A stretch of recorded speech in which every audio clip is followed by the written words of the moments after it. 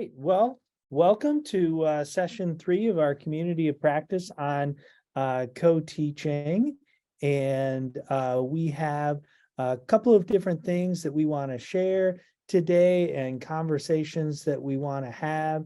I'll just remind everybody of our team here, and they can say hi. Along with me is Vanessa Escobar Hi, everyone. and Allison Fernbeck. Hello, hello.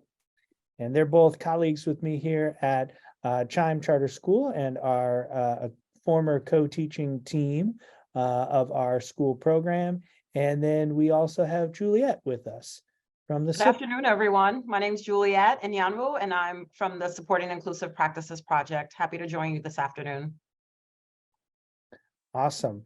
So let's go ahead. Oh, I think I'm advancing the slides, which I should have done because there are some lovely pictures of all of us right there. So we do have the materials uploaded. Juliet, is that right? We have a few things that are in our session 3 on the Padlet. Correct. On the Padlet, you will find the presentation slides, but also I believe there's a resource also up there for our early ed folks, if you're interested. But I will drop the links to both the Padlet and the PowerPoint in the chat.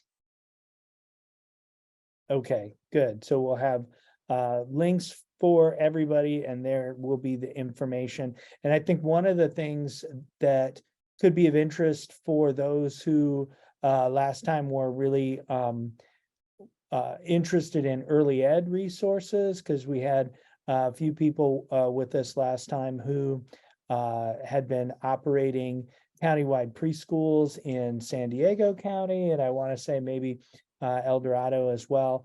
But, definitely on the early ed side of things and, operating co-teaching approaches in multiple preschool sites. We added a resource from our early education program at Chime. Our early ed director put together a whole set of resources with links to different websites, research articles, and a really nice sort of universal design for learning decision-making guide in planning for UDL lessons at the preschool level. So if you were interested in the preschool resources, or maybe someone was interested in that, those are some really valuable things that Juliet loaded onto the Padlet, I think yesterday or today, one of the two. Yeah. Okay. So that's where our resources will be. As always, we just like to orient everybody to the models, right? That is one of our premises here in this community of practice, is that everybody knows the models. And the more that you as a practitioner in schools, or the more that your school as a community can keep these models front and center and sort of a key talking point to your planning, right? When you're planning with co-teaching partners, when you're always talking about what are the models, what are our options, how can we teach this lesson most effectively so that both of us are of best use to our students, that's gonna drive practice, right? That's gonna move things along. So one teach, one observe, station teaching, parallel teaching, alternative teaching, team teaching, and one teach, one assist. And I know in our first community of practice session, we hit these pretty hard and went over these in depth and talked about, best practiced approaches and things that'll take you off track with these. But definitely knowing the models and being able to discuss the models when you're co-planning is sort of a central tenet to what we're suggesting to this community of practice, right? Everybody knows the models, and they're a centerpiece of the co-planning discussions. All right. Before we go into the kind of vision that we talked about in session 2, I'd just like to touch base with some of the members who've hopped on here for our community of practice. We've got Steve and Alejandro. Alejandro, hello, how are you? Doing well, thanks. Good. So how have things been going out there in your school district? What has been on your mind since session 2? Have you guys taken any steps, put any plans in place, thinking about expanding co-teaching? You know, currently, to be completely transparent, we have not done anything else with co-teaching. What we're currently working on is to write clearly articulated entry and exit criteria for all of our programs, because we started to see a trend. When we first implemented co-teaching, we saw our LRE rate go down in the 80% or more category, go up in the other category. So I'm sorry, it went down in the other category and up in the 80% or more. And then we noticed a 3-year trend through COVID that we started to trend in the wrong direction. And we identified that part of the problem is that we didn't have clear criteria when making decisions on placing students in a separate setting. So that's what we're focused on right now. And then also we're working on the impact of the disability on the student's ability to access the curriculum. We identified that we don't really have a solid understanding of that. So if a student has a visual processing disorder, what does that mean for instruction? So we almost had to go back to some basics because you know, we haven't even started to visit UDL in the district, and I've been kind of taking a step back on that because that's really a gen ed function. Even though it's big in the special ed world, it's something that's in our framework that's supposed to be in place for all students. But in our district, it's not even a discussion with our curriculum and instruction folks. So I'm working on getting some of these things in place. As far as the models go, I have sent a couple of people to training on the co-teaching models through the Bureau of Educational Research. And we have some of those models in place. We just kind of took a step back on implementing the models, only because we found some other root causes that were creating our move away from an inclusive environment. And that's kind of what we're focused on at this point. Alejandro, remind me of your role again. I'm the director of special ed in San Jacinto Unified. That's right. That's what I was guessing by some of the things you were talking about, but I just wanted to make sure I had that right. So I think that's actually really interesting. The notion of identifying exit and entry criteria for some of your programs and really clarifying definitions around LRE, you know, so that people have that, you know, at their disposal. And then that impact of disability statement, or like really getting clear on that.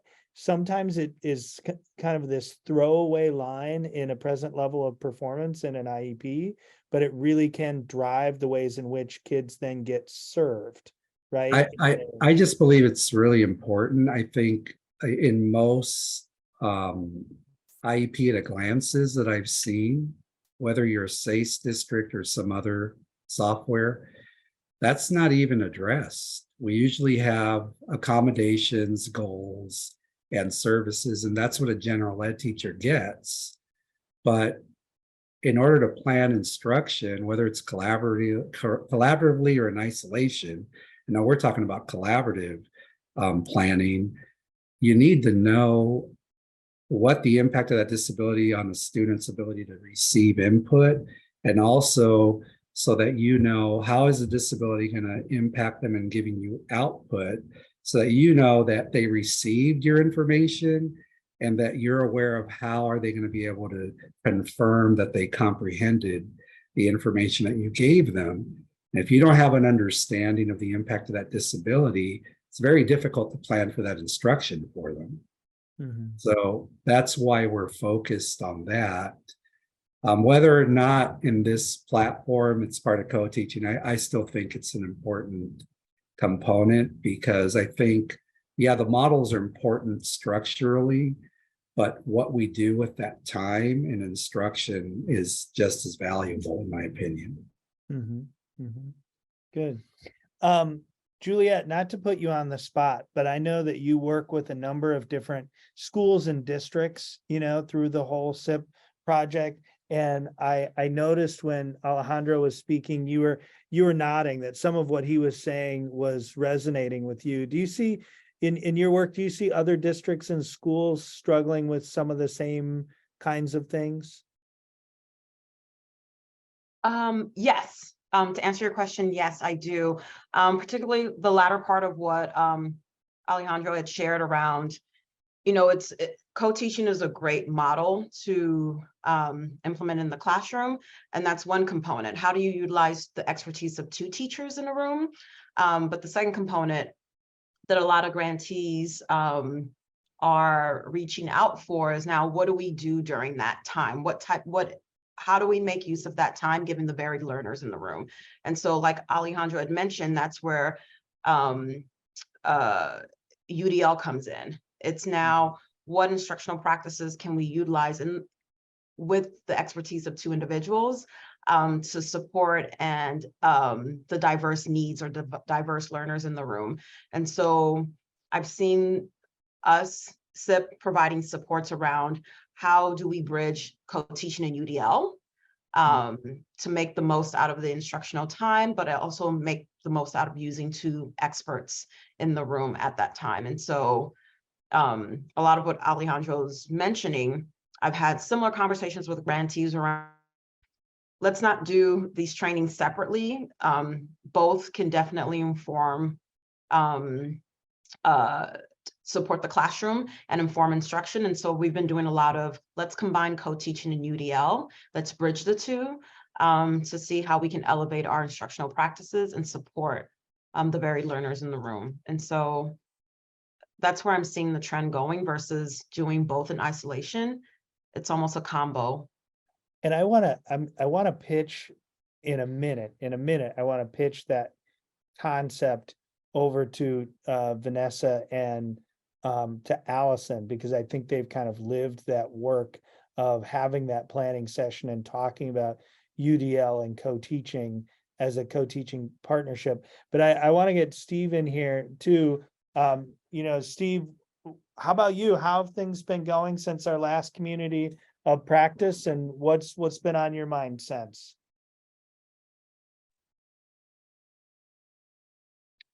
So I guess everything's been going okay. So I guess I've been spending this year doing a little bit of, I guess, some research on my own. Because at the beginning of the year, I was told, hey, we're gonna do the whole co-teaching thing. And it was just kind of, we're gonna do co-teaching. It's put on me to figure out how to get together with the general education teachers and plan out how we're gonna do the whole thing. I wasn't, told about what kind of structure we're gonna follow or anything like that.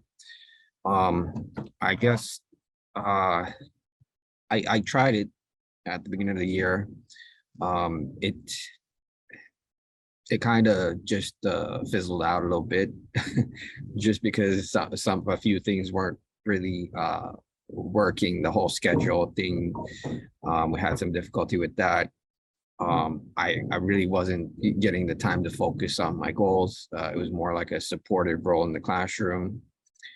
No kind of instructional time was there wasn't much planning time between myself and the general education teachers.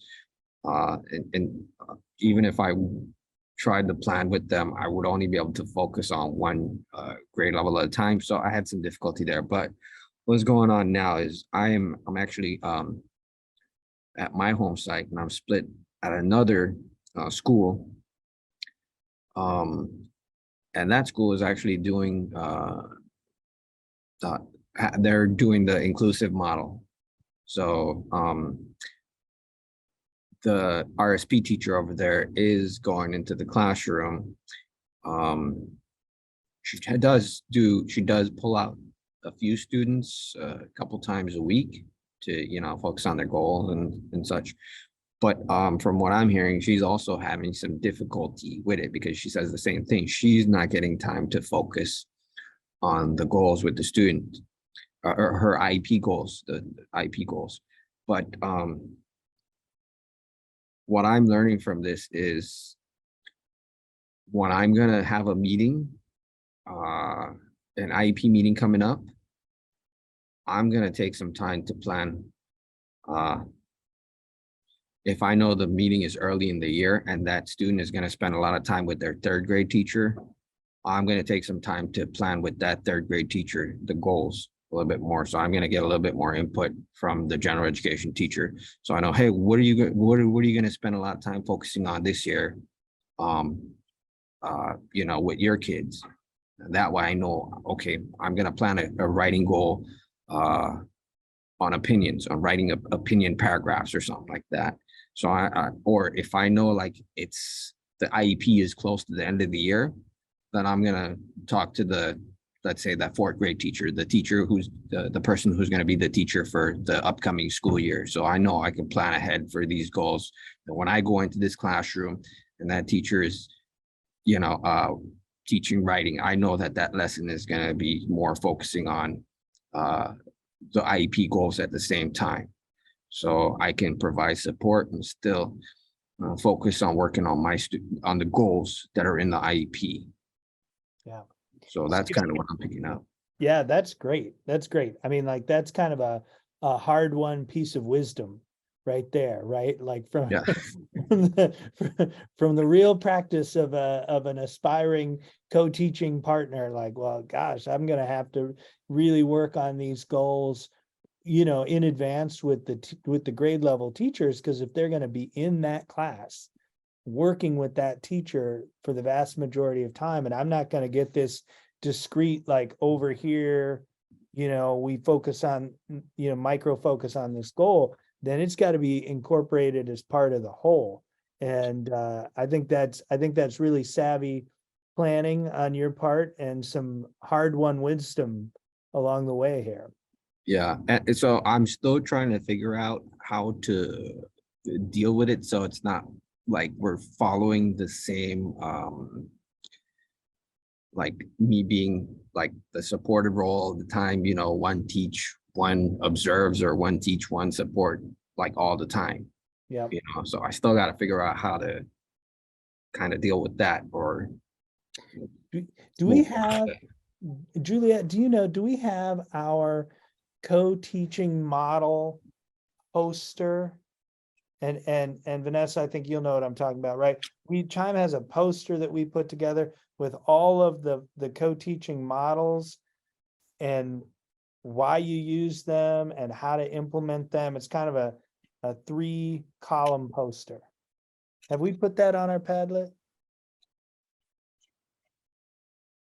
I don't remember you sharing that resource specifically with me, but if you provide it to me, I can definitely upload it to our Padlet. So then everyone has it available. Vanessa, do you have that in the CDD? I think I might, and I can pull that up. And as this conversation was going on, Allison and I actually presented a year or two ago about how to combine co-teaching and UDL. So it kind of works out coincidentally within this conversation. And she and I created a template on how, Steve, you can kind of take with you when you talk with some of the gen ed teachers and talk about specific what the learning standard is and how to incorporate co-teaching models.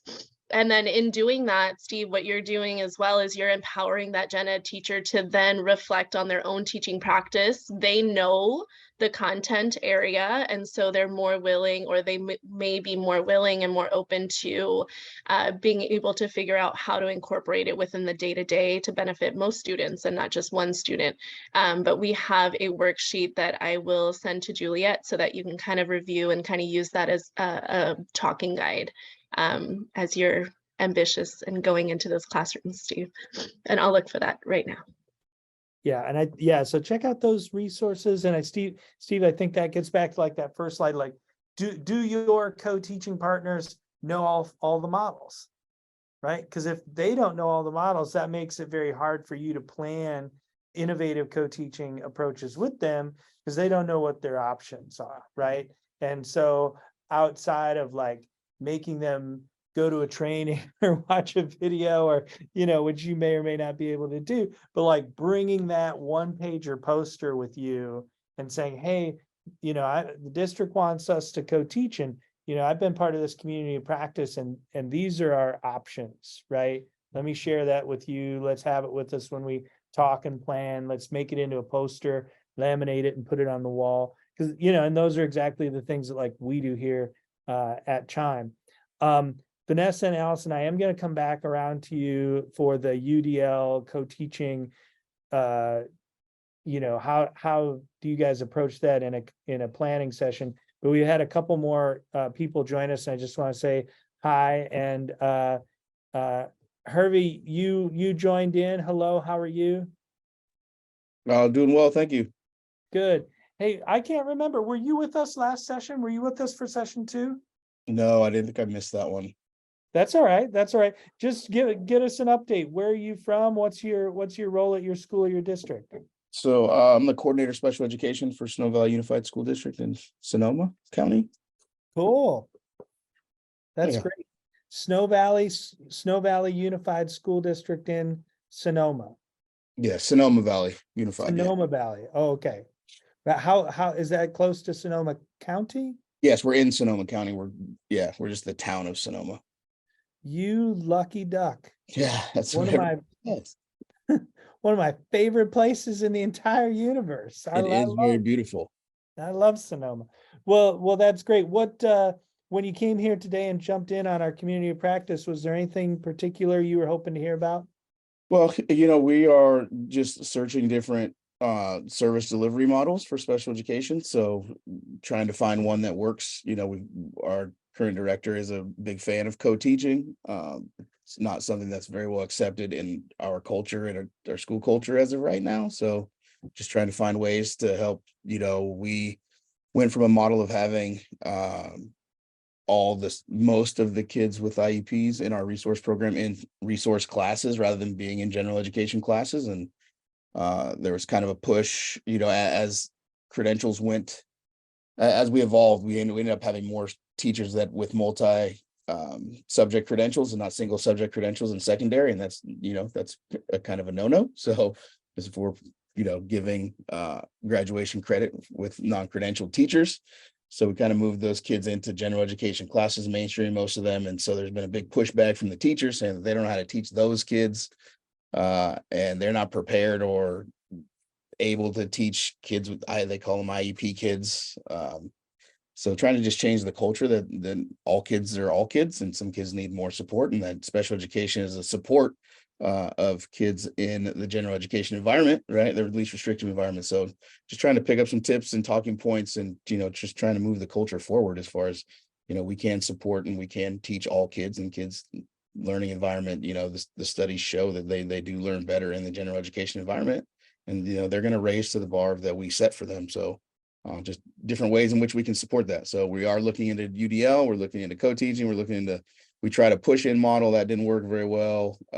So just trying to find what works best to support our kids. So well, we're happy you're here. I'm excited that you've come to get some info, and be sure to connect with the Padlet, because I think we have the recordings of the first couple of community of practice sessions, and you can watch those, share them with your colleagues there, and I know there's some additional resources, but we're glad you're here. well, thank you. And then one last, Amanda, are you able to say hi? Hi guys, can you hear me? Yep, we hear you. Okay, I'm sorry my camera's off. I'm driving home right now from my last home visit. So as soon as I get there, I'll turn my camera on. That's okay. I figured it might be one of those situations given the time of day. Amanda, you were with us last time, yeah? Yes, I've been at both sessions with co-teaching so far. Great.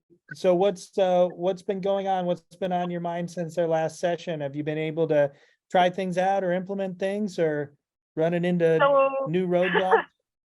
seems like we're running into new roadblocks. I mean, all the teachers at my organization at Hope, we all really buy into co-teaching and we really want it to work, but we're running into a lot of systemic issues. It's kind of like top-down issues where we're being told that that's not our job, that's not our focus, but we know it's best for kids. And we're working with the youngest population, birth to 3, and we're just trying to find ways to incorporate any principle of co-teaching to the fullest extent that we can. So it's been challenging, but we're still trying.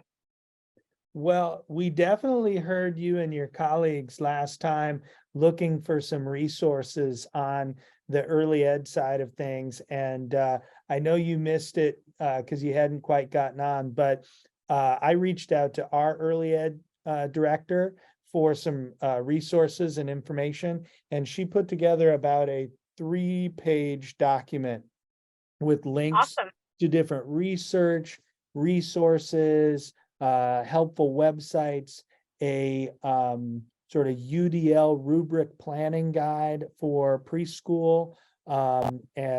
So when you get a chance, not while you're driving, get on the Padlet and take a look, because she's definitely, my colleague Annie Cox, who's the executive director of our early ed programs, she's definitely an expert in this area, decades and decades in the field. And I know she put together some really nice resources for you all. So, Perfect. please check those out. Thanks so much. I'll definitely do that as soon as I get home. Cool. Well, I've been teasing it the whole time. So here we go. Vanessa and Allison, jump in. Steve brought up a really critical component of practice, and I think he was sort of teed up there by Alejandro, thinking about from that macro level to the micro level. How do we incorporate these concepts of UDL and co-teaching with these driving factors of how kids are impacted by their disability and how that then drives and changes instruction. So I don't know if you have some like from the field concrete thoughts and examples about that. I mean, I think the first thing that I would say is that it's really important to know that, and for your colleagues to know that universal design, just as well as co-teaching, are not just SPED specific strategies and, items that we utilize. Vanessa is fluid in both of those items, as are all the other members that are on our second grade. We're in the second grade team together on our second grade team. And so when we get together weekly for co-planning. And when we do that, those principles are kind of at the forefront of what we're thinking about in terms of instruction. I'd say UDL is more at the forefront. That's the first step that we take when we're looking at the standards and we're looking at how we want all kids to demonstrate their knowledge of the standards. But just in the way that like co-teaching kind of reduces the stigma for SPED students being segregated, as well as SPED teachers, in my opinion, I feel like universal design for learning really reduces the stigma and the barriers of, learning accommodations and learning differences, right? Like if we're able to open up the learning in all these different ways and present it in all these different ways, and everyone is bought in to presenting learning and demonstrating learning in all of these different ways, it just becomes, everything shifts into place. Right, Vanessa? Yeah, everything she said. But another thing I wanted to continue on is that I, as the gen ed teacher, collaborate with Allison, the SPED teacher, on how to proceed with IEP goals for upcoming IEPs for my current students. So as we're going through IEPs now, we're writing goals for our students that I have this year for next year, but also I'm giving my input on how I think best practice might be implemented within these students' IEP goals, but I'm not a SPED teacher. I'm the gen ed teacher, and reflecting on what I can do as the gen ed teacher to make sure that these goals are being met within the gen ed setting, and then helping with strategizing how to best use this in practice. Then taking those IEP goals that Alice and I have created together and written together with her lead, because she's the expert in that area. But then when we're going into planning, I've been part of that IEP writing process. So I know in the back of my mind what the goals are that my students are targeting, in addition to the curriculum that we're planning for. So that allows us to have a more in-depth conversation, because we're all kind of playing from the same page. We all have an understanding that all of the students are all of our students, and there's no segregation in any way, as Allison was saying. So it's a collaborative effort, not just with the instructional day, but how the goals are written, how the goals are implemented throughout the day. And me as the gen ed teacher, I'm getting a lot of support from Allison as the SPED teacher on how to make sure that I'm implementing those goals appropriately to then mark for IEP goals and data collection and, reporting back to the students, students' families. And I have a really concrete example about all of this that Yeah. I've just been really jazzed about, that will kind of go back to the impact of disability statement that Alejandro was talking about. So we have a student in 3rd grade who is significantly impacted by attention processing, which impacts his ability to engage in executive functioning tasks like organizing, completing an assignment thoroughly to the best of his ability, right?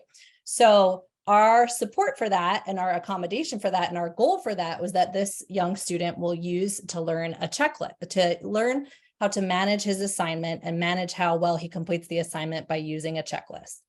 This student also understandably is very against doing any work that anyone else is not doing. So it's 3rd grade, they're 3rd graders. You know what? They all could benefit from having a checklist, from learning how to engage with a checklist to complete every assignment.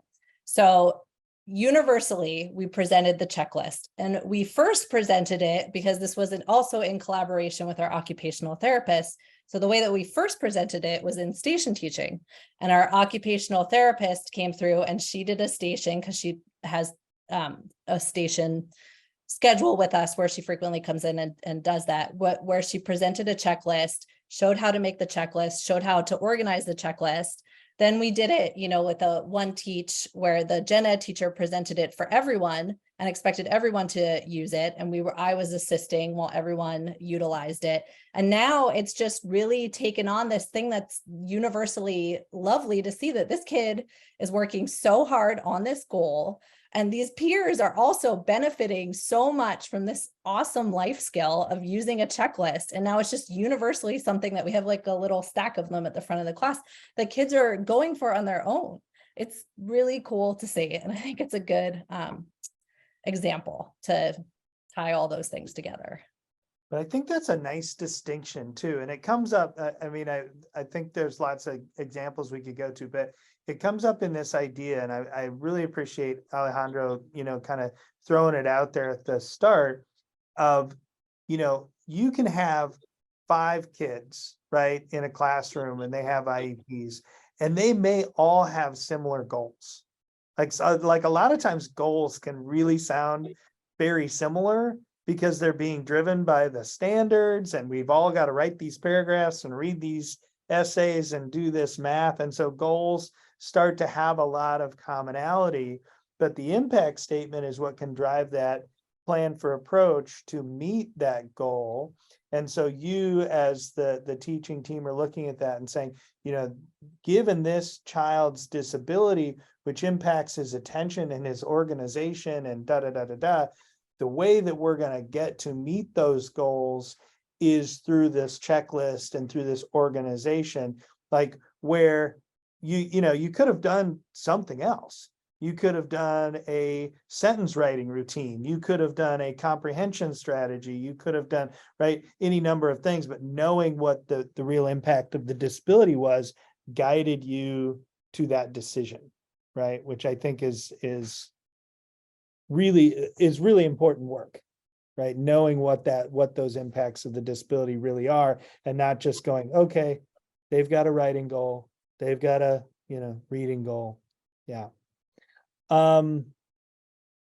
And I want to just say hi to Chris. Chris, hello. I see you've joined us.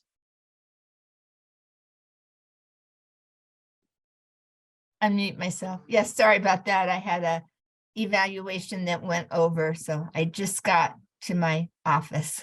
No apologies necessary. We're just happy that you are here and have joined us. So thanks for being here. My phone is ringing and it's way across the other side of the room, so we'll just ignore that for a moment. Erin, if I can just hearing interrupt it. you for just a second, though, I Yeah, go found the ahead. document I was referring to that Allison and I created last year, and when I updated it a little bit with all of the co-teaching models and ways in which you can use those co-teaching models, and just the UDL general breakdown of the engagement, representation, and action and expression, so that I will put that in the chat for all of you, and then Juliet will also add it to the Padlet. Just informational resource.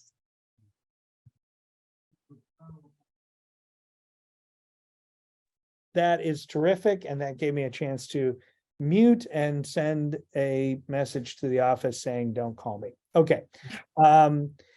Good. So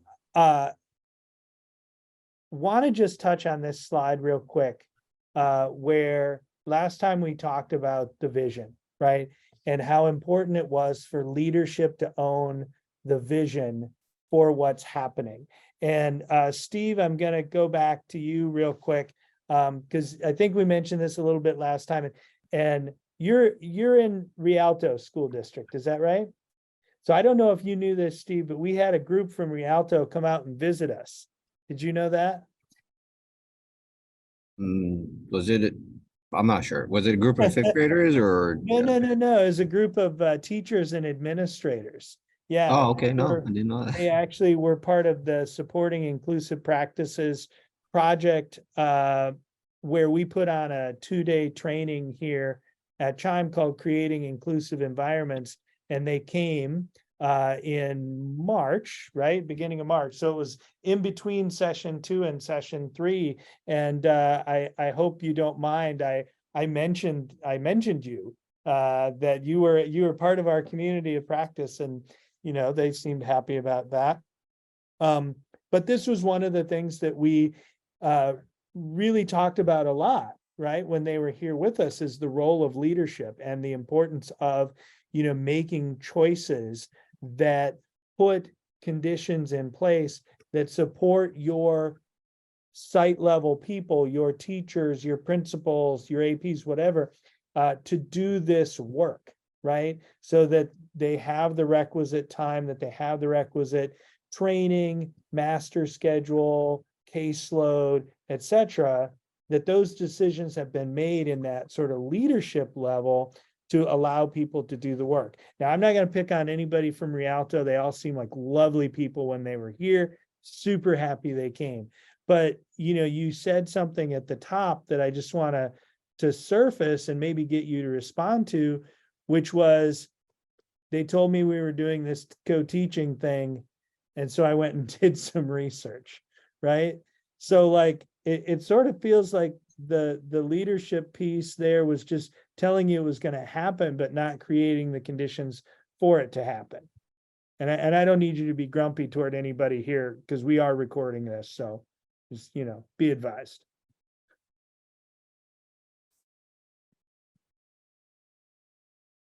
So I'm sorry. I kind of went out there a little bit. Can you repeat Oh, that?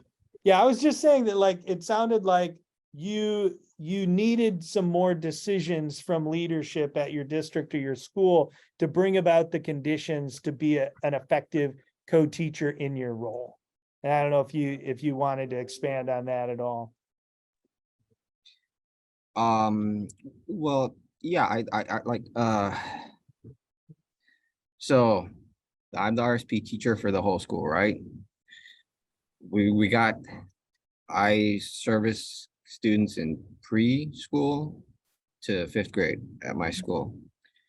That's a lot of teachers for me to have to go to, and I guess well, I don't have students with all of them, but let me say I have about somewhere around 12 teachers, different grade levels. And then they weren't like notified that, hey, we're gonna try to do the inclusion thing. It was like me having to go to them and let them know, hey, you know, I'm gonna be, myself and my aides, we're gonna be going into your classroom, you know, just and figuring out what my role is gonna be.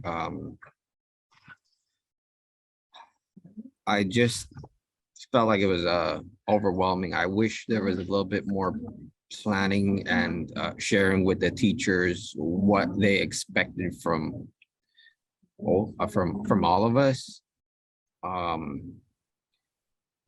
And just I don't know, it was just overwhelming, the whole thing just kind of being thrown like placed on me, you know. Yeah. I was just trying to get through it and plan as best as I could, but the whole thing kind of just fell apart after a while.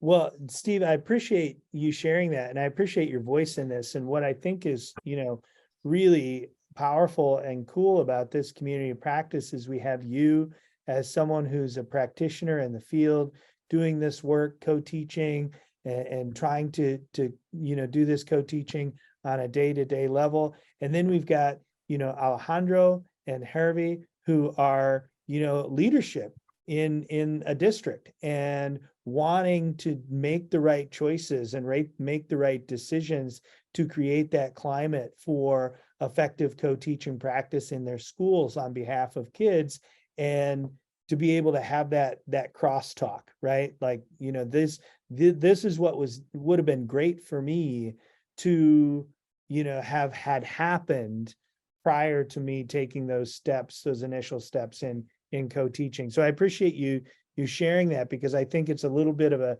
snapshot of what, you know, sometimes unintended consequences can roll out when maybe we don't plan to have that strong leadership vision be a part of our co-teaching approach. Because you know, like I said, Steve, I met the people from Rialto. They're lovely. We had a nice time together, and I think nobody meant any harm. But at the same time, like, you know, leadership, you know, whether it's at the site level or the district level, have to think about what is their role in making this happen, right? Who owns the vision, and then who manages it from there, in order so that it can be successful, right? So that Steve can be successful, etc. I think they probably was thinking that, you know, hey, he's the RSP teacher, he should know a lot enough about, you know, kind of what needs to be done to be able to provide these services for these students, and to, you know, he's a professional, he should be able to figure out him and the teacher should be able to figure out how to schedule this time to meet with each other, to plan, you know, how to schedule time for instructing together and all that stuff. But it was a lot. Yeah. Yeah. And you're a talented guy, but it takes a cohesive vision, right? Of like, we're all going to do this. Which, Juliet, I want to tag back to you real quick. And then Alejandro, I'd love to chat a little bit more about your comment in the chat there. But Juliet, you were saying that you have noted some districts taking an approach where they don't sort of split things out when it comes to UDL and co-teaching, and they're really like, we need to get all sides of the house together, and this is a unified conversation. I wonder if you could just say maybe a little bit more about that, and how that helps a vision get sort of established.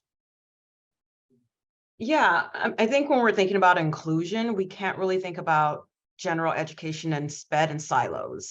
It's time for us to start having conversations together, being trained together. And so I see a shift in requests coming in where it's not just a PD for just special educators or special education administrators. It's more so, let's bring all of these individuals that are touch points to all of our kids, no matter what their learning differences are, in the same room to talk about what does this look like for us? What does the vision look like? How do we articulate it? And so I see there being a shift in, let's take more of a collaborative approach versus doing this in silos. And typically what that means is that we start with SPED and then we share with Gen Ed.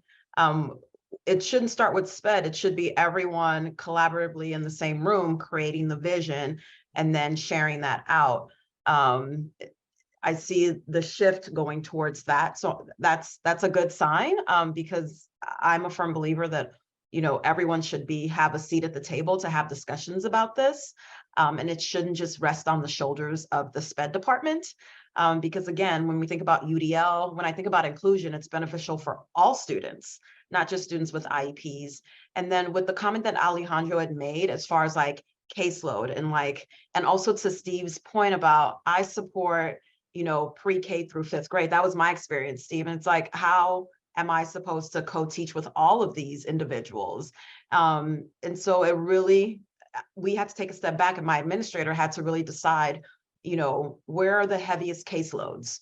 Where are the caseloads or grade levels that I should start slow with co-teaching? So my first year, I only co-taught in 4th and 5th grade because the numbers were there. And so, and so we co-taught in those 2 grade levels slow. And then when we expanded, then we started moving into other grade levels.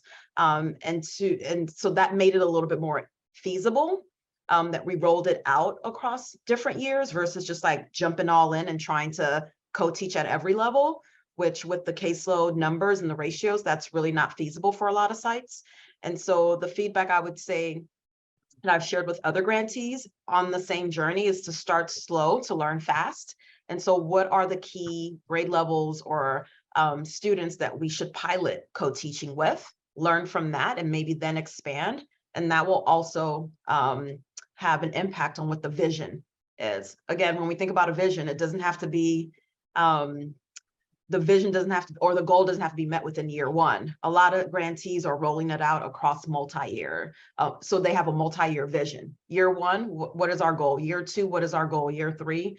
And so those are some of the conversations I'm having with grantees across SoCal region and even in the northern region as well too. Yeah, where do we find those opportunities, right? Like if we've got this density of need in, you know, 3rd and 4th grade, is that where maybe we start to pilot the co-teaching, right? Because we can rationalize it, we can, you know, make the numbers work in a beginning foot forward.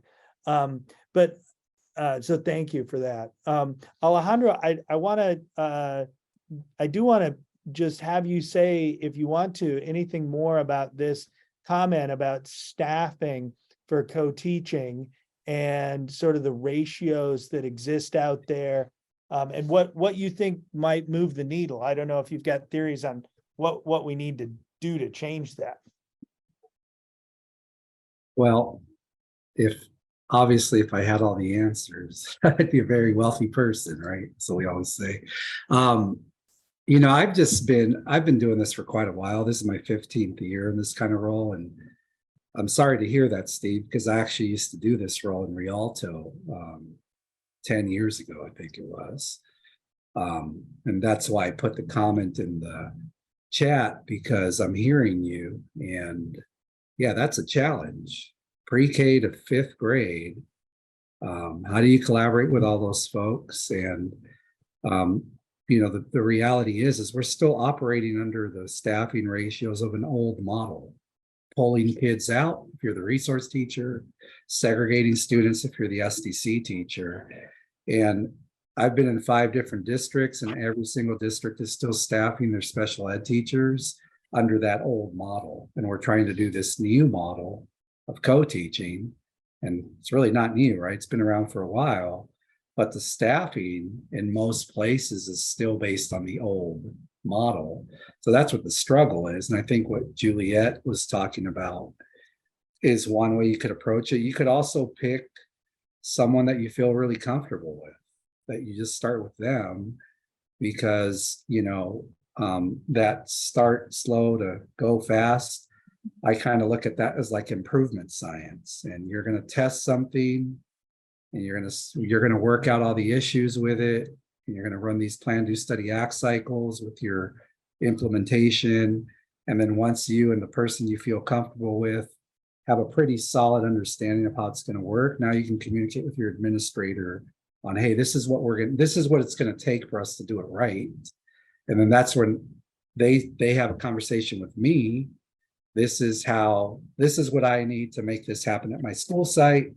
And then to answer Aaron's question, that's when I do what I do, and I talk to cabinet and business about, look, if our students with disabilities are most impacted on the dashboard, if we're serious about increasing their outcomes, this is what it's going to take. So what are we willing to do?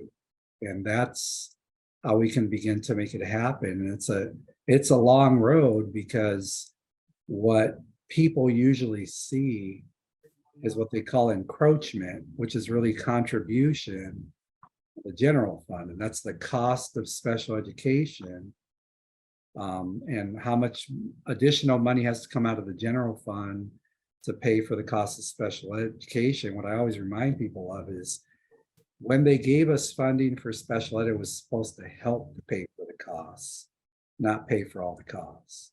Because we should have had services in place for students from the get-go. We didn't.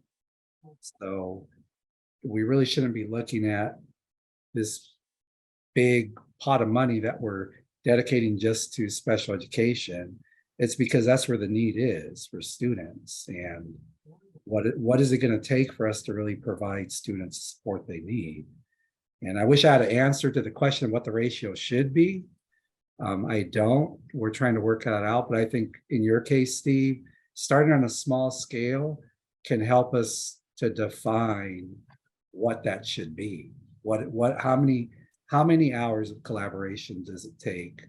How many minutes in a classroom does it take? Are you there the whole period? Are you there for half of the period? If we can be really clear on that, I think that helps me in my position to be able to go to cabinet and say, okay, well, look, at this school, this is the outcome we have now. This is the improvement we have. This is what they've been doing. What are we willing to do as a district to make that happen district-wide? Yeah. And not to get too policy wonky, but some of the things you were saying, I mean, to me, I think one of the advocacy positions that we should really be advocating for across all education, like every educator in America should be advocating for the full funding of IDEA, right? I think that's one thing that often gets lost, is that it's a federal law that is an underfunded mandate. They have not met their goals since they implemented special education in 1974 or whenever they first passed the initial law. And I think that that's one of the things that, money doesn't solve everything. You could pour all the money you wanted on this issue.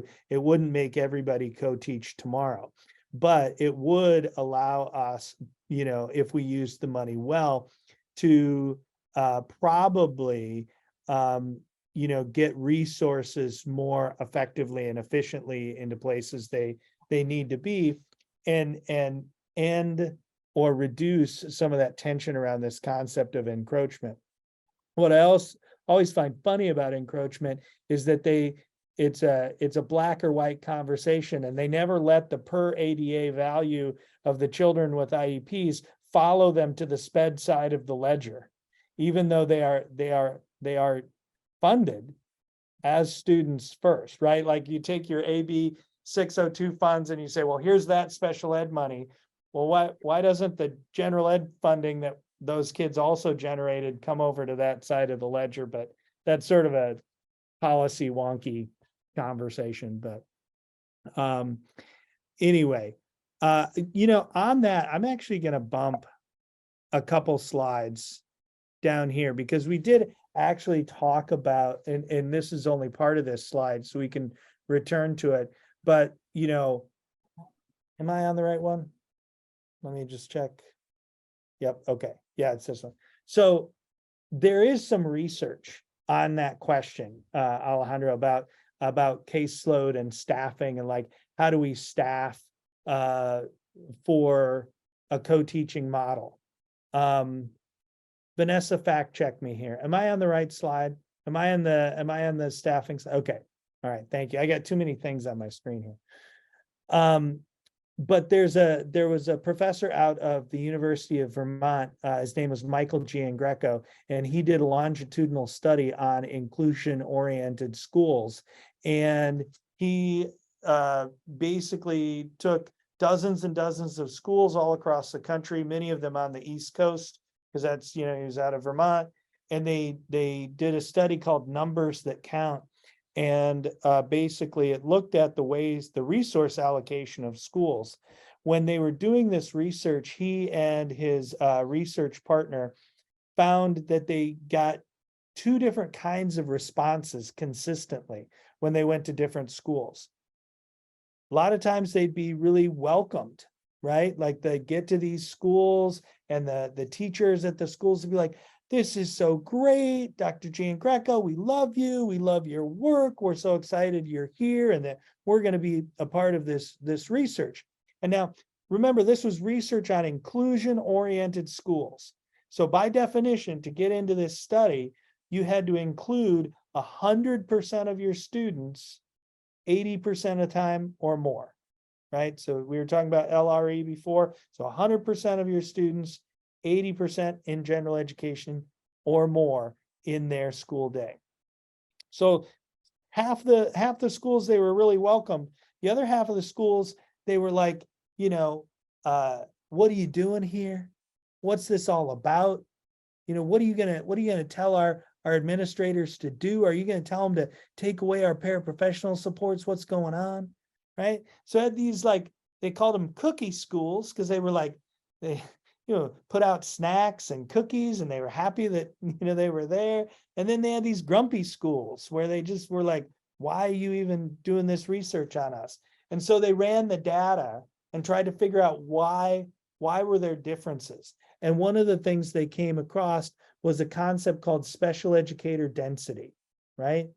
And this idea was that in co-teaching schools, and when we are primarily delivering services and supports to our special education students through co-teaching, you shouldn't necessarily follow a caseload driven model, right? So Alejandro, you put those ratios in the chat, like 24-1 or 28-1 being on a special education teacher's caseload.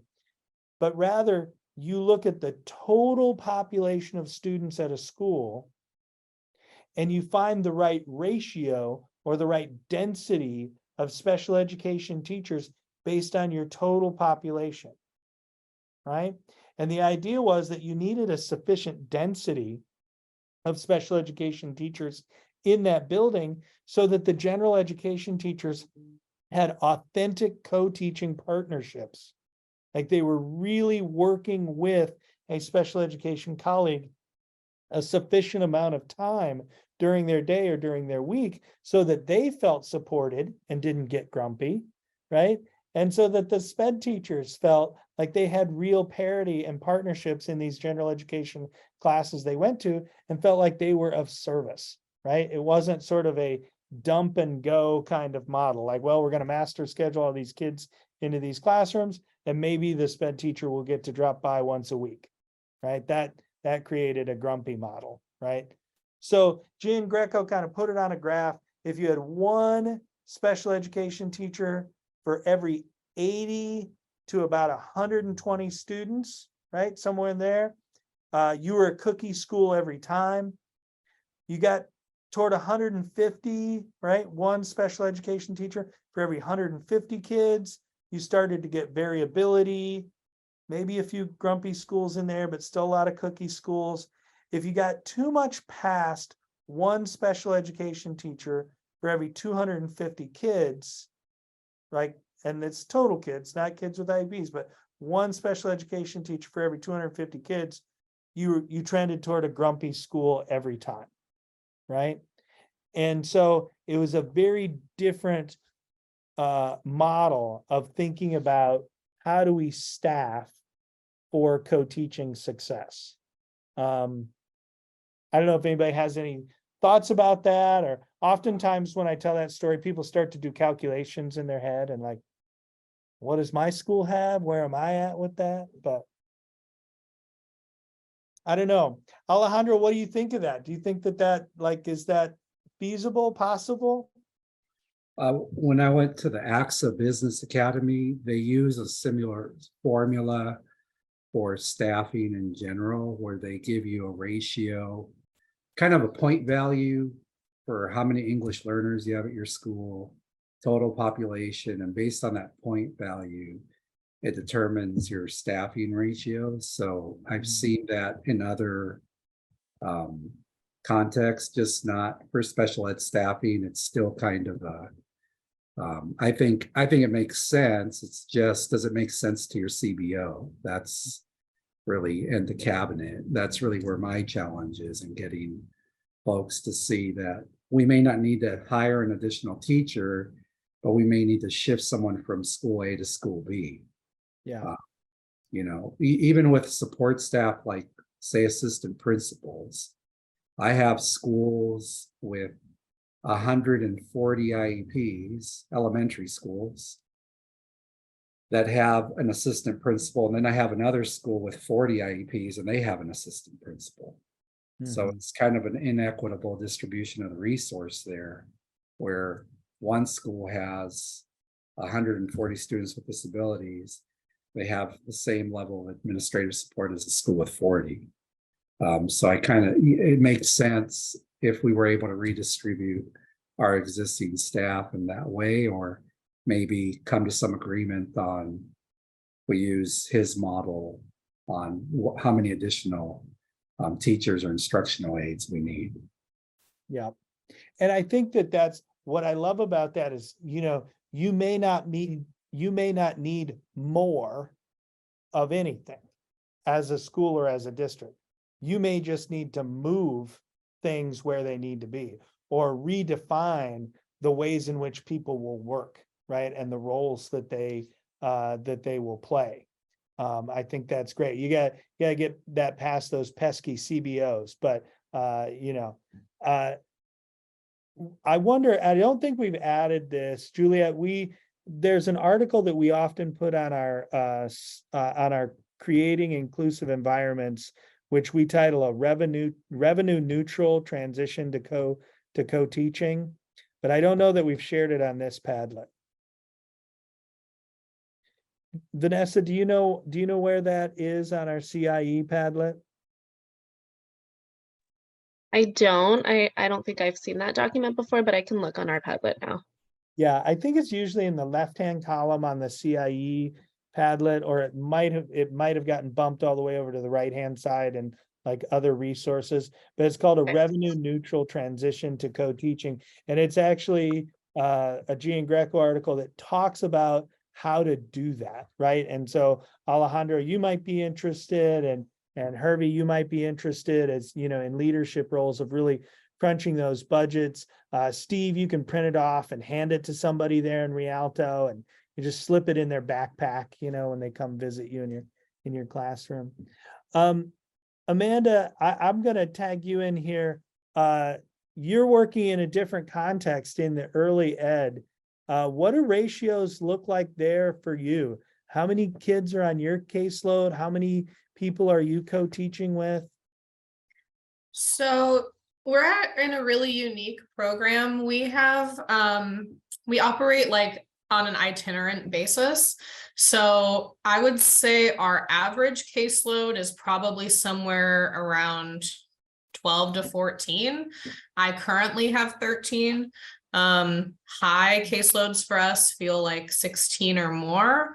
but it's like one-on-one, our ratio is pretty much one-on-one because we're doing home-based services with families most of the time. And so the co-teaching that we're trying to implement is when our students go to school, we're trying to team with their teachers in as co-teaching of a way as we can, but we just aren't there all day, like they are. And some of our kids will go to daycare for 10 plus hours a day, and that's not what we're doing. We're still going in and trying to provide services to them in their settings and attempting to team with the teachers in more than just a consultant-based role, because that has historically been our role, but we're trying to do it better. It's a little hard, within the constraints of that kind of format. Yeah, how often do you see your kids at your schools then? What's that look like? The ones that go to school, I tend to see once a week, but it really depends on what the family prefers. So we always let them choose what is going to work for them. So like, as an example, I have one student that attends a site that I do see weekly. And then I have another student that attends a site and I only see them monthly at school, and the rest of their services are provided at home. And then I have the complete opposite with another family. I see them 3 times a month at school and 1 time a month at home. So we're not missing the parent piece. So every family is really different. Some families don't even want us weekly. It really depends on what their what their priorities are and how much other therapies the child has. And I do have one family that I see twice a week, and that's kind of like the max that we can do, but that child doesn't go to school yet. So it totally varies. And it varies among teachers. Not every teacher does things this way either. Yeah, yeah. Well, it's an interesting context to it because you're, as you said, home, school, school to school, teacher to teacher. And then how can you, or how do you try to accomplish some co-planning? Usually it happens honestly, like outside of our service hours. Like a lot of those teachers are at sites where they're not given planning time.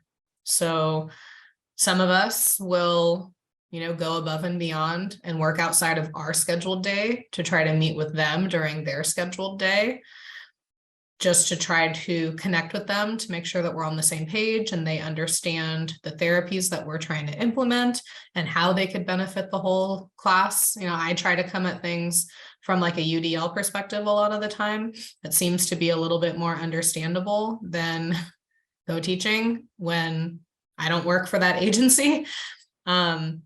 So it's really hard. It's really hard. I mean, honestly, like those of us that do inclusion work outside of our workday just to try to connect with everyone. Yeah, I think, I was thinking a little bit about you and Chris and Steve from last time, and just all the different, serving so many different rooms or kids or teachers, and like, how do you do that, even in the short term, right? If the long-term vision is like, we work together with leadership and make everything perfect, and we get that co-planning time and we get the what we need. That's not tomorrow, right? Like Alejandro was saying, that's a long-term project, right? There's a lot of steps, and Juliet was kind of saying that too. Like you have year 1 goal, year 2 goal, year 3 goal, but what do we do in the shorter term? And I just wondered if there were like plug and play like plans, what I mean? Like there's a go-to thing that happens, or strategy or approach. And I don't know, I wonder, Vanessa or Allison, if you all had anything like that. I know you did have a lot of good things in place in terms of co-planning and structure, but you still worked at a school. It's crazy. There's fires all the time, metaphorical fires, that take us off track, and we don't get the plan that we wanted to. And so we just have to have like these go-to moves or go-to practices. I mean, do you guys ever set things up like that? I think that having like the posters with the models on it would be a good example of something that I could see being an itinerant SPED teacher, having like a little note card or a little smaller poster that you could bring with you, you know, and sharing the models. I think that just the more knowledge that you have about the models, I think you can adapt on the fly, which we frequently do.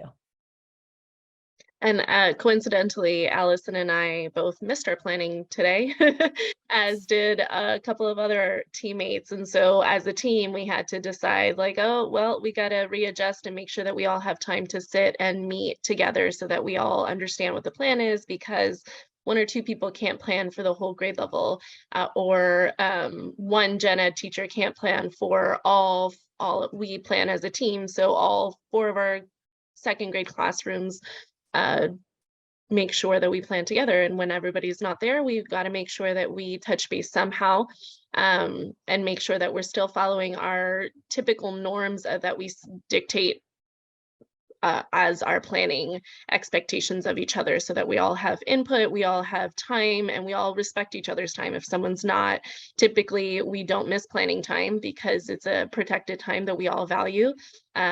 Sometimes doctor's appointments and other things come up, and so we have to make sure that we are meeting each other's needs and respecting each other's times accordingly as well. Yeah, I you know, I could be living in a little bit of a fantasy, because I'm not living in the context that all of you are in these teaching roles right now. And having to serve all these different rooms and kids. But I do wonder if there's, you know, in addition to what Allison and Vanessa were just saying, like this sort of standing agreement that, you know, I come every other Tuesday, or I come on Wednesdays and Fridays, we'll always do parallel teaching that day. We're just going to always break the group, and that's just what we'll do. And maybe that's not the most amazing co-teaching, you know, plan in the universe that we could come up with, but given that we don't have dedicated co-planning time, given that, you know, whatever our current context or factors are, we're going to commit to this strategy because we know it leverages our student teacher ratio. We get more time with our students get more access to answering questions, solving problems, being in dialogue with one another, you know, small group or one-on-one time with the lead instructor. And it's just something that you can, you know, if I'm coming tomorrow, you send me what we're doing in our parallel teaching time on our shared Google Doc or whatever it might be. And we just know that's our game plan. Somebody's having a meltdown and a crisis and we can't do that. Okay, well, we're adaptable people because we work in education. We won't do that, but usually we will, right? So I don't know, just food for thought.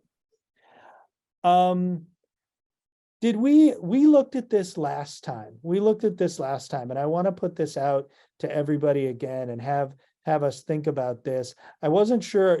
I don't think we linked this directly on the slide, but maybe we were going to drop a link to this. Was that right? My tech people are staring at me like Yes.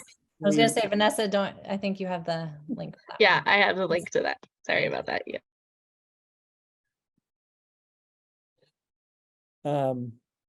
Okay, so that'll go into the chat, and you can click on the link when it gets here. And Hervey, I want to actually just make sure I draw your attention to this, because I know you weren't able to join us last time. This is a tool that we created that's a really great self-assessment tool for teachers particularly, but really anybody in a school district who's looking at sort of the unit of analysis is the classroom, right? Like what's going on in that classroom, and you know, what is being fully implemented, partially implemented, or not being implemented at all yet in terms of inclusive practices and co-teaching. And then if it's not being implemented or only partially implemented, what action would you take to help implement that? If everybody just takes a quick moment, clicks on that link and looks at that document again, maybe refreshing your memory. Oh, it looks, when you click it, it prompts you to make a copy. I'll do that and see what happens. And there you have your own copy. But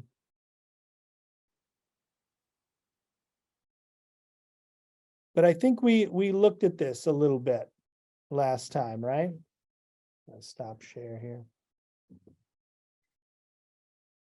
And maybe just look at it a little bit again. And see if there's anything that stands out to you. What is something that you would like to see the schools at which you work or the districts in which you operate in improve upon? If you had to pick an area for action from that self-assessment list, where might you go first?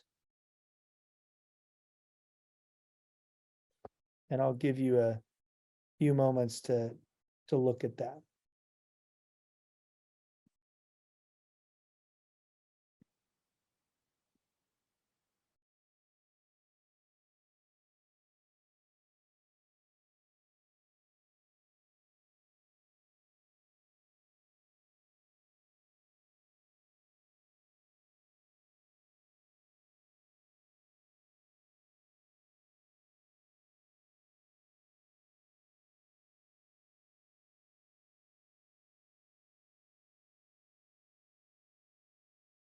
So anybody want to jump in there? Does something resonate with you on the page that if you got to start making a plan of action around one of these self-reflection areas of rating, that you'd put the shoulder to the wheel and go?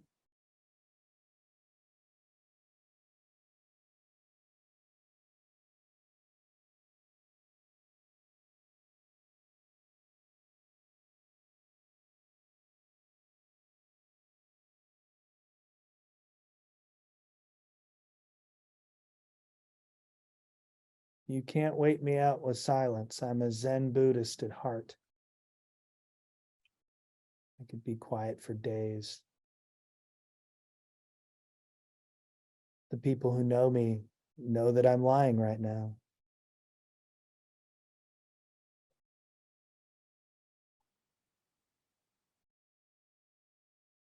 Feel like I've been talking too much, but I'll jump in since no one else is. Go ahead, Alejandro. I think I already talked about the ones that we're focused on, which have to do with developing accommodations and differentiating for different student needs. I think that's connected to what I was talking about with knowing the impact of the disability and then connecting that to UDL with multiple means of expression, multiple means of presentation, and then looking at student engagement. So I think that's where we're at in the district. But if I was to start over, I think if I was starting from scratch, I would have started with teachers interact with students in ways that allow positive peer relations and personal dignity, and all students receive positive reinforcement. Because I think that's about mindset and believing that all students belong in Gen Ed, or that all students are Gen Ed students first. So that's what those speak to me about. And I think that you really got to get to a place where collectively that's your vision, that all students believe in Gen Ed, and then we can have a discussion about what do we need to do to make that happen. So I think the rest of them follow after establishing that shared belief first. Yeah, I think that's interesting, right? We often, when we talk about inclusion, we talk a lot about the lesson plan, the accommodations, the modifications, the teacher moves, who's doing what, right? And obviously this is a community of practice about co-teaching, but you know, I think you have, you identified that how we are with one another, right? Which is really these human interactions, how we praise, how we discipline, how we allow for dignity, how we have positive peer interactions, really is a visible sign of our mindsets about kids, right? And, you know, how do we think our classroom should run? How do we think power works in a classroom? And I think you're right. A lot of that feeds into our beliefs about who gets to be there, right? And who's, you know, who am I the teacher of, right? Who am I going to teach? Hervey, I'm going to pick on you a second. You put your eyes on this for the first time. What do you think would happen in your school district if you shared this out with your teachers? What do you think they would be thinking about and trying to work on? I mean, I think like, you know, at our elementary schools, they're a lot more collaborative with our special educators, just because they're in, you know, there hasn't been a place created for them previously. You know, I think a lot of the teachers right now are basically stating that, you know, oh, I don't see how, you know, these students are receiving their minutes because they're not being pulled out, because that's what they're used to having them do, pulled out and work separately. So, you know, I don't think that they plan with, to be honest, I don't think they plan with students with disabilities based on IEPs first. I don't think that isn't I think that's not that it's not important to them, but I don't think that's a priority for them. I think that they plan their lesson however they plan it, and then, for lack of a better word, complain that the you know, special education students don't get it. And so, you know, like I said, we're new into UDL, and I think that it's a fantastic resource for teachers. I just don't think that they know enough about it yet to try to implement it. You know, like when a text is too difficult for a subject area, to find something that is easier for the students to comprehend or understand, or a video that would go along with it to teach the same subject rather than just reading the content, because it's really about getting the content and what they're trying to teach rather than the way that it's presented, you know, and we generally do that through text. I think they see that as extra work, but I don't think that they see the benefit yet of how it would benefit not just students with disabilities, but benefit most students. I think we're kind of set in our ways kind of a situation. And so like, it's hard to change the mindset to a growth mindset of that, you know, what would help students who struggle a little bit in like language arts would support a multitude of students in your classroom, even if they're not identified yet. So I think that's kind of where we are. I mean, I think if we gave this to them and asked them, I think that they would say that they do a lot of these things. But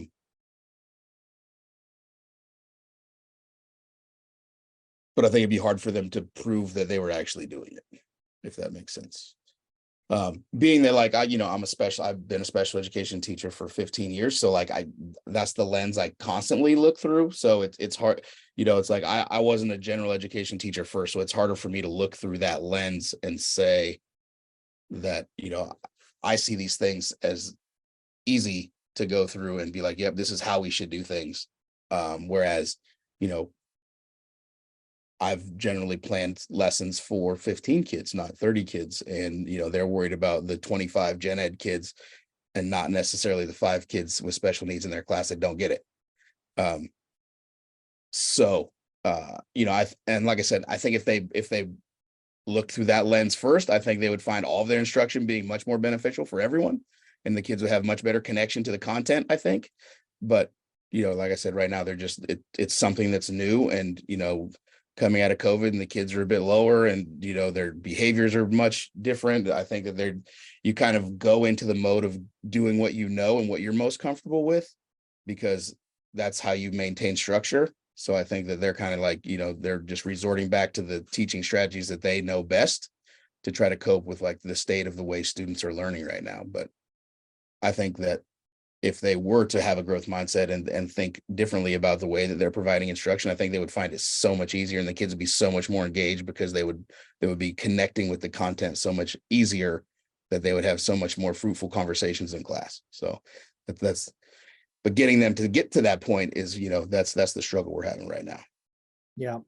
And then fighting, like we fight with the union about, things like teachers want more training, but they don't want to come to PD days. We not to our benefit, but we've generally this year backed all of our PD days up to like 3-day weekends. And so Fridays is the day they're taking off. So they're not coming to the PDs because they're having an extended weekend. And so that, in retrospect, that's poor planning on our part. We should not have done that. But that's kind of where we're fighting the most, is that the teachers claim, oh, I'm not trained in UDL, that we hold UDL training. We only got 15% of their 20% of the teachers that show up to it. So that's, and that's the teachers who have already bought into UDL. So those aren't the ones we're trying to hit, trying to get the ones, the naysayers, and those are the ones that are just, kind of missing out on the action. The choir showed up, right? The choir showed up, and yeah. A couple of things that stood out to me as you were talking that I thought, are really, really kind of key insights. One is when we're thinking about UDL and helping people, to make those approaches. So like, to me, and Juliet kind of said this, like, putting those two together, not having this side of the house does this training and this side of the house does this training. But like, when I talk about UDL, it's very hard for me to not quickly get to co-teaching, right? Because like, we're going to do these things and they're going to be robust and engaging and meet the needs of lots of learners. And it's going to be so much easier to do that when I have my co-teaching partner, right? So if I'm going to do this UDL, I'd really like to do this co-teaching. But, UDL, I think when you go to the literature and the research, it talks a lot about, you got to know your kids, right? Like, that's where you start. And, I think that's very important.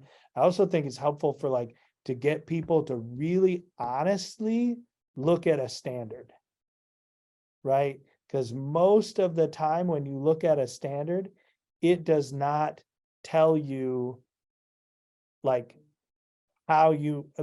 you must read, or that you may even have to read, as you said, like you may not even have to read, but it's like, and I have the privilege of teaching a class on this at Cal State Northridge. We talk about, you have that person in the building who's like, they must read the Scarlet Letter. They must take my 100-question multiple choice test. They must write my 3-page essay. And I'm like, well, let's go to the standard. It says student will analyze and discuss,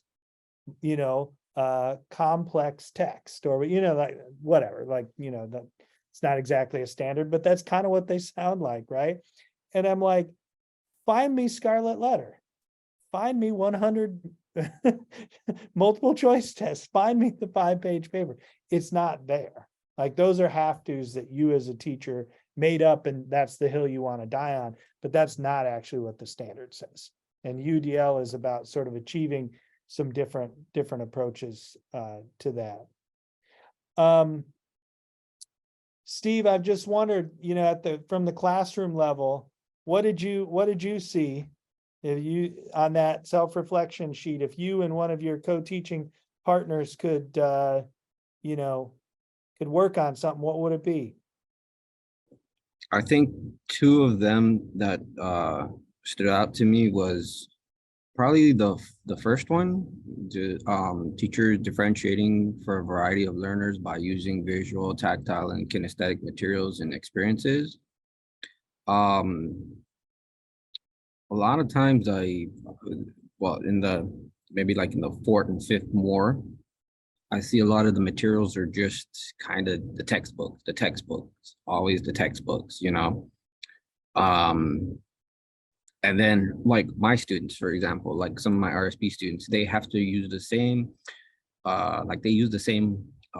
reading passages, like the same level. Some of my students are like reading 1st, 2nd grade, but they're in 5th grade, and they still got to use the same, they still have to read the same level passage, for the test or whatever they're working on. I'm like, they can't even read a first grade level passage, yet you want them to kind of like read this fifth grade material and understand it. And sometimes they're given like a maybe the same, they're usually given the same type of materials as all the students. So I don't see a lot of the trying to meet the kids where they're able to work at. Right. And I think that's, I'm glad you identified like that first piece, that differentiation piece. How do we honor all learners in the room? And I think even that example that you just gave, to me, I think about, okay, can we differentiate by materials, right? Maybe there's an audiobook. Can we supplement with a video? Can we do those things? If we're a co-teaching partnership, can we agree to share that work, even if we think it's more work? Can we work together and bring that about for all kids? Or can we differentiate by instruction, right? Let's say we all do have to read the same text. Okay, fine. That's what this is. We won't debate about that, and we're not going to get a video and we're not going to put it on tape. But must the instruction look like you read it and you take the quiz? Could it look like, right? You read it, but everybody's like put in 3 groups. You're responsible for 2 pages. You discuss those 2 pages as groups, create expert groups, and then you mix them back up and you create jigsaw groups and have a discussion about all the pages in the chapter. And now, even if somebody struggled with reading about it, they've become an expert in 2 of the pages in the chapter or the book by having dialogue about it, and have had a discussion roundtable format of all the pages in the chapter. So their level of understanding and comprehension of the text, which, by the way, is what the standard was about anyway, right, has just gone up, even if they struggle to read the text, right? So like we can approach differentiation in different ways. Sometimes it can be about different materials. Other times it can be about different instruction. Yeah, and I get it. Sometimes it's not so easy to differentiate even just a reading passage. It could take a lot of time for them to, get a reading passage from a 5th grade level to a 2nd grade level.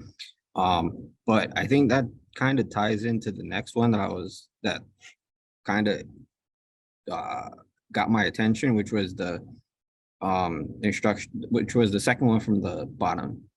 The instructional staff select co-teaching methods on the basis of student needs and curriculum content when 2 adults are instructors in the classroom.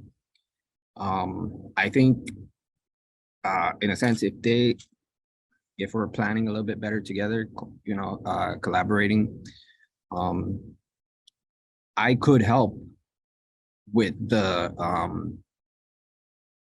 differentiating the materials and stuff like that. If I knew what was going to be taught in the classroom, hey, I could go try to help find the same passage at a 2nd grade level, or I could, help the student. I could read the passage for the student, or I could work with this group while you're doing this with the rest of the class.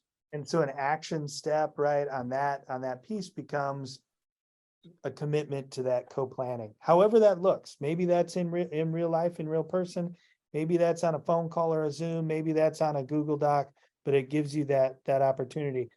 We got 1 more minute before we turn it over to kind of a closing Jamboard activity. But Amanda and Chris, I wanted to actually just show for you one of the things that's on our Padlet that is kind of a parallel form. And this was shared with me the other day by our director of early ed, Annie Cox, and she put this together.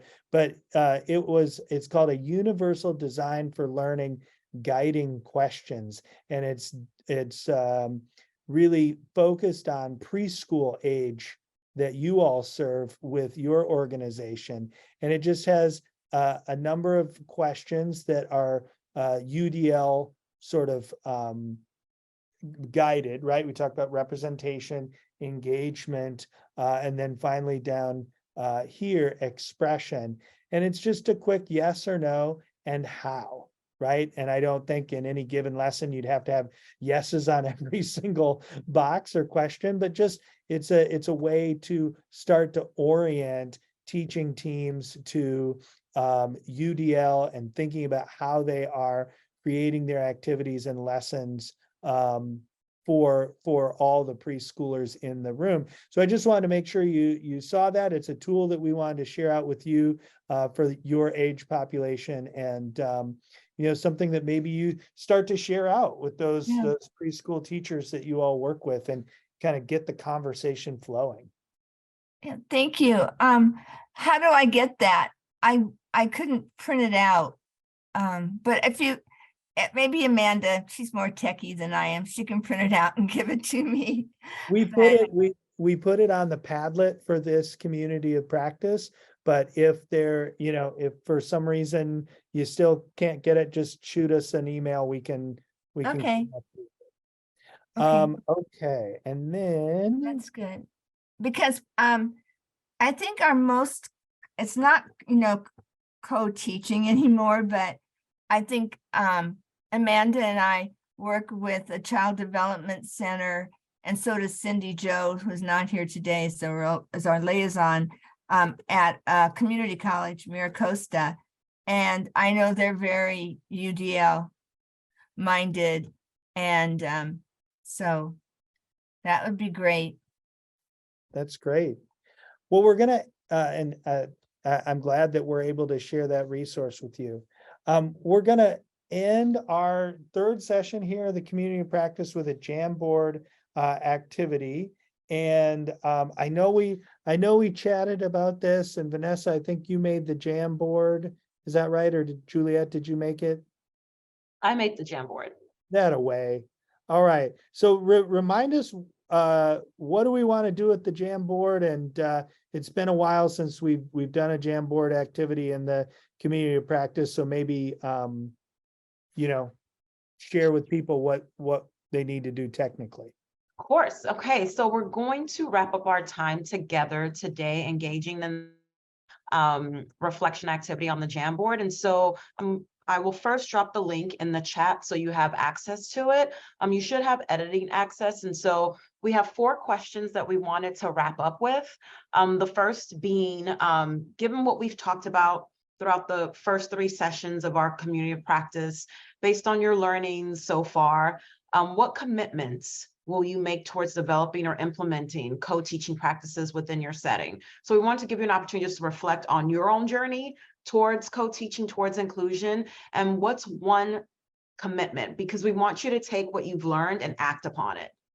And so I know it's an interesting time of the year where you have some competing priorities, but we really want you to focus on what can I do? What's one more thing I can do this year or leaving this community of practice to truly either develop or implement co-teaching within your setting? And so that's the first question.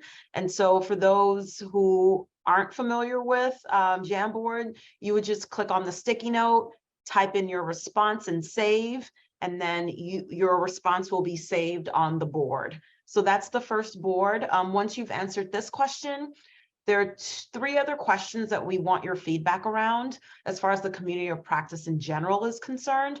And so the next question is, what supported your engagement and learning throughout the COP?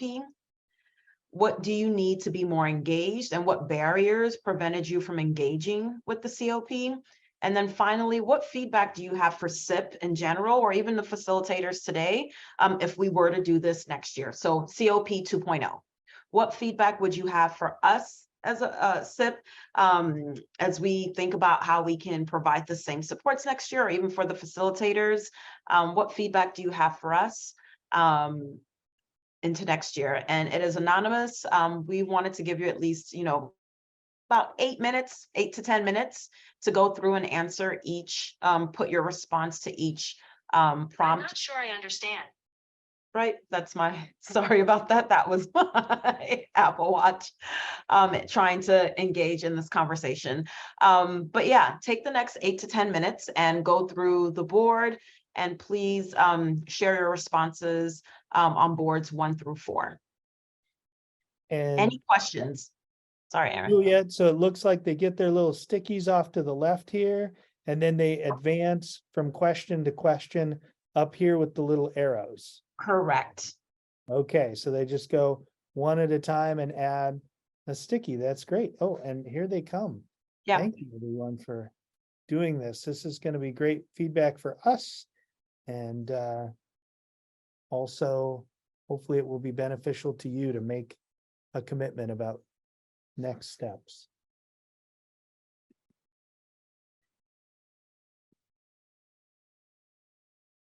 Okay, and I guess to close us out, as you guys finish those things, I just want to say thank you for your participation. It's really been a pleasure to be with all of you as fellow educators and colleagues in this work.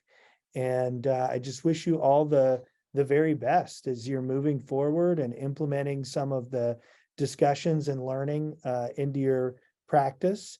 I have put my email into the chat. We Are Chime is a technical assistance site for the Supporting Inclusive Practices grant project. So if you ever wanted to come and visit or bring a teacher group out to see how things look here, we're happy to host SIP schools. Also be on the lookout for some other SIP offerings, like there are trainings that we do that we love to have SIP participants in. And Juliet, I think SIP probably has a number of different activities coming up as we end the spring and go on into fall. Yes, so we have a few events going on. We have an inclusion conference coming up May 4th and 5th. And so that will be on a wide range of topics around inclusion. So co-teaching UDL, you'll hear from experts, but also practitioners in the field and also grantees that have gone through this process. And so I can drop the link to the registration for that. And that's coming up May 4th and 5th. Also, I'm about to drop the link to our contact sheet. We created this during session 2. And so it has all of the contact of all the facilitators here, but also some past attendees and current attendees on there. If your contact information is not on there, please add it there. SIP will utilize it to reach back out if and when we decide to do this again next year, and reach back out to you, letting you know that we are offering this opportunity again. And so, yeah, just wanted to leave you with the contact sheet, and I will see if I can find the registration for our inclusion conference, because that could be another opportunity for another deep dive into co-teaching inclusion UDL. And so I don't know if our other facilitators want to say anything before we wrap up. Thanks for being here, everyone. Thank you. Yep. Awesome. Best of luck, everybody. Have a great end to your school year. And we hope to see you again soon, whether it's in a community of practice or another SIP event. Keep on keeping on and know that you're making a big difference in the life of kids. So thank you.